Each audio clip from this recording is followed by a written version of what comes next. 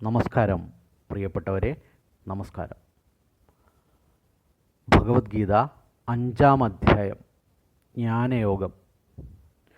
അർജുന ഉവാച സംന്യാസം കർമ്മണം കൃഷ്ണ പുനർയോഗം ച ശംസസി യച്ഛ്രേയഃ ഏതയോരേകം തന്മേ ബ്രൂഹി സുനിശ്ചിതം.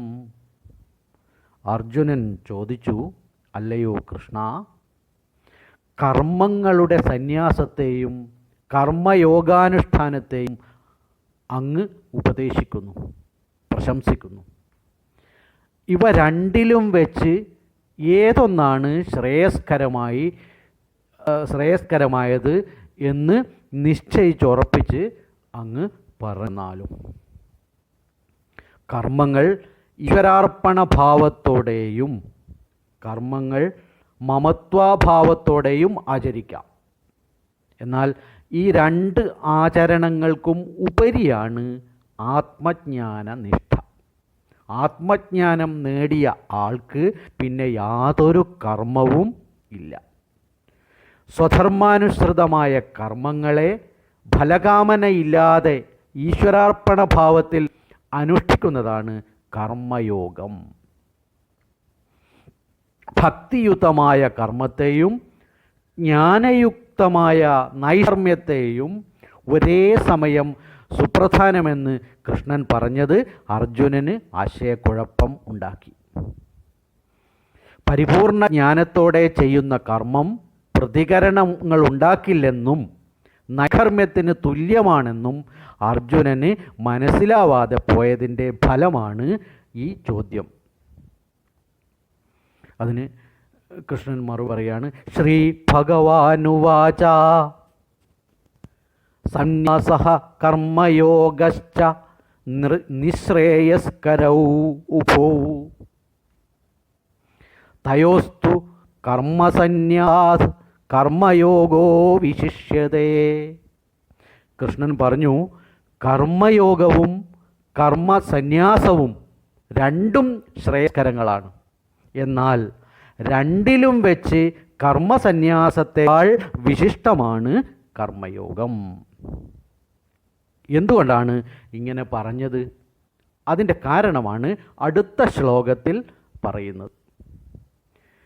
ജ്ഞേയഃ സ നിത്യസന്യാസി യോ ന ദ്വേഷ്ടി ന കാംക്ഷതി നിർദ്വന്ദ്വോ ഹി മഹാബാഹോ സുഖം ബന്ധാത് പ്രമുച്യതേ.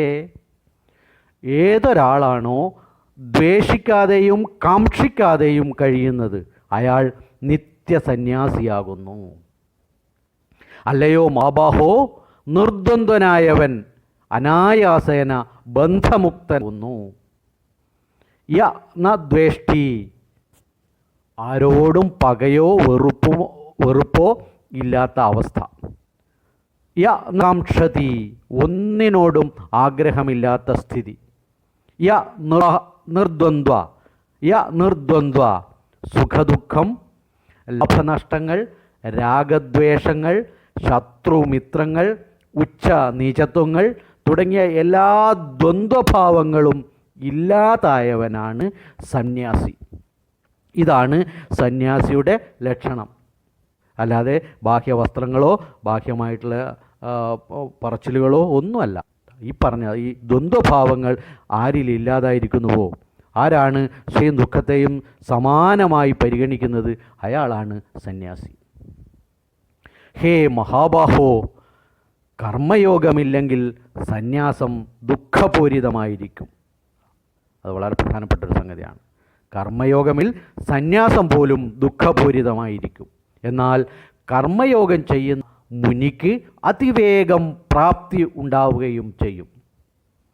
ദൈവികതയിൽ നിന്ന് നമ്മെ അകലേക്ക് മാറ്റുന്ന ഒരു സംഗതിയാണ്, അല്ലെ ഒരു മാർഗം, ആഗ്രഹങ്ങളാണ്.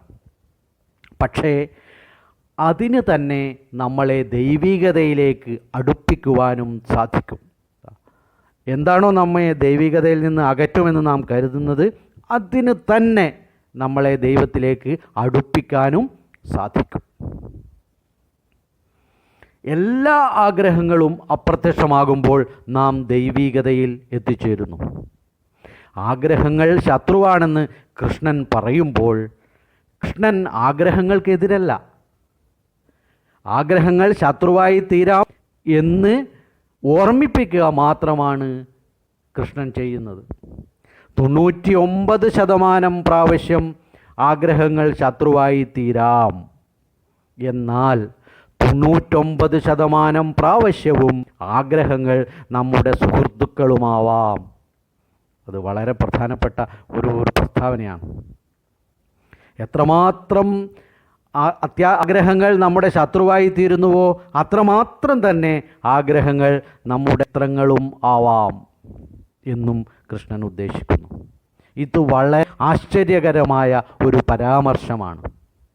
സ്ഥിരമായി ഒരു ശത്രുവോ സ്ഥിരമായി ഒരു മിത്രമോ ഇല്ല. ഏത് ശത്രുവും മിത്രമായി തീരാം, ഏതു മിത്രവും ശത്രുവും മാറാം. ഇതാണ് അടിസ്ഥാന ജീവിത നിയമം. ഇത് കൃഷ്ണനല്ലാതെ മറ്റാരാണ് നമ്മെ ഓർമ്മിപ്പിക്കുക? നിർത്തുന്നു. എല്ലാവർക്കും നമസ്കാരം, നന്ദി.